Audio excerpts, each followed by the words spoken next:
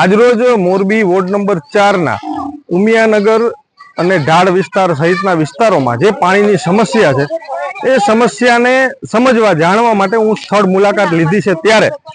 અહીંયા ઘણા બધા બહેનોએ પાણી પીવાના પાણી ભરવા માટે આજુબાજુમાંથી પાણી ભરવા જવું પડતું હોય એવી પરિસ્થિતિ વચ્ચે આ વિડીયોના માધ્યમથી મોરબી મહાનગરપાલિકાના સત્તાધીશોને કહેવું છે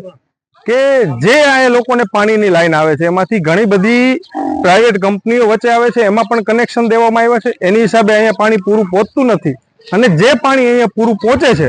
એની અંદર ગટરનું મિક્સ પાણી આવે છે જે પીવા લાયક હોતું નથી। તો